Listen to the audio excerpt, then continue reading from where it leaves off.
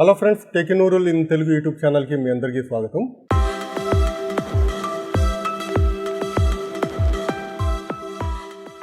So friends, Realme X2కి ఫిబ్రవరి month update అనేటువంటిది వచ్చేసింది.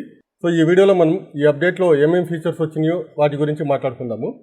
ఈ అప్డేట్ సైజ్ వచ్చేసేటప్పటికి 195 MB అనమాట. యాక్చువల్గా ఈ అప్డేట్ వచ్చేసేటప్పటికి నిన్న ఈవినింగ్ వచ్చింది.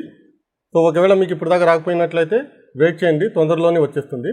సో అప్డేట్ చేసుకోవడానికి సెట్టింగ్స్లోకి వెళ్ళాల్సి ఉంటుంది. సెట్టింగ్స్లో ఇక్కడ సాఫ్ట్వేర్ అప్డేట్ అనేటువంటి ఆప్షన్ కనబడుతుంది. దీని కనుక క్లిక్ చేసినట్లయితే ఏమైనా అప్డేట్స్ కనుక ఉన్నట్లయితే అవి కనబడతాయి. సో ఆల్రెడీ అప్డేట్ కనుక అయినట్లయితే ఇక్కడ ఫీచర్స్ని కనుక క్లిక్ చేసినట్లయితే ఈ అప్డేట్లో ఏమేమి ఫీచర్స్ వచ్చినాయి అనేటువంటివి కనబడతాయి అనమాట.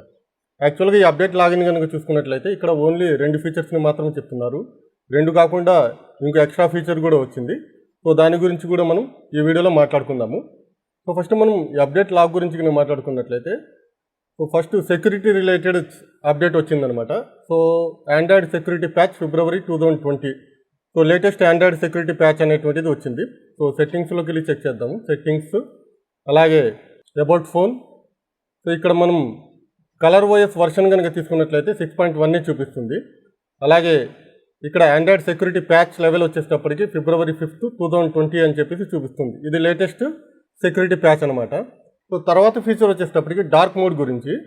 సో ఇంతకుముందు డార్క్ మోడ్ అయితే అవైలబుల్లో ఉండేది, దానికి ఇంకొన్ని ఫీచర్స్ అయితే వీళ్ళు యాడ్ చేశారు. అదేంటంటే added from sunset to sunshine and schedule time feature అనమాట. సో ఈ ఫీచర్ని అయితే వీళ్ళు కొత్తగా యాడ్ చేశారు. సో మనం డార్క్ మోడ్లోకి వెళ్ళి చూద్దాము. సో డార్క్ మోడ్లోకి వెళ్ళాలంటే రియల్మీ ల్యాబ్లోకి వెళ్ళాల్సి ఉంటుంది. ఇక్కడ మనకి డార్క్ మోడ్ ఆప్షన్ అనేటువంటిది కనబడుతుంది. సో దీన్ని సెలెక్ట్ చేయాలి. సెలెక్ట్ చేసుకున్న తర్వాత ఇక్కడ చూడండి, డార్క్ మోడ్ని ఎనేబుల్ ఆర్ డిజేబుల్ చేసుకోవచ్చు అనమాట. సో ఎనేబుల్ చేసిన తర్వాత ఇక్కడ చూడండి, from sunset to sunrise, అలాగే షెడ్యూల్ టైం, ఈ 2 ఆప్షన్స్ అయితే ఇంతకుముందు ఉండేవి కావు. From sunset to sunrise అంటే ఏంటంటే ఓన్లీ నైట్ టైంలో మాత్రమే డార్క్ మోడ్ ఎనేబుల్ అవుతుంది. అలా కాకుండా షెడ్యూల్ టైంని కనుక సెలెక్ట్ చేసుకున్నట్లయితే మనం టైంని ఇక్కడ స్పెసిఫై చేయొచ్చు అనమాట. సో మనకు కావాల్సిన ఆప్షన్ని ఇక్కడ సెలెక్ట్ చేసుకోవచ్చు. ఈ 2 ఆప్షన్స్ కొత్తగా ఇక్కడ యాడ్ అయినాయి అనమాట. ఫర్ ఎగ్జాంపుల్ ఎనేబుల్ నౌ అని చెప్పి సెలెక్ట్ చేసుకున్నాను. తర్వాత ఫ్రమ్ సన్సెట్ టు సన్ రైజ్ని ఎనేబుల్ చేస్తున్నాను.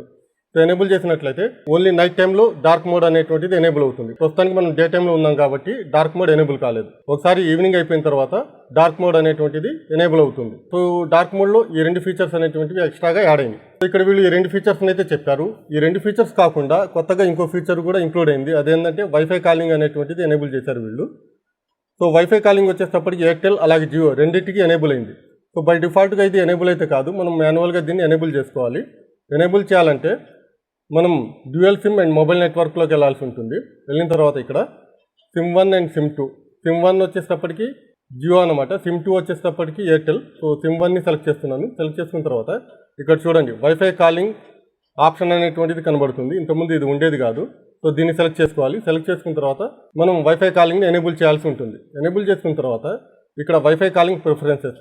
సో దీన్ని కనుక సెలెక్ట్ చేసుకున్నట్లయితే ఇక్కడ మనకి 2 ఆప్షన్స్ కనబడతాయి, wifi calling preferred, cellular calling preferred.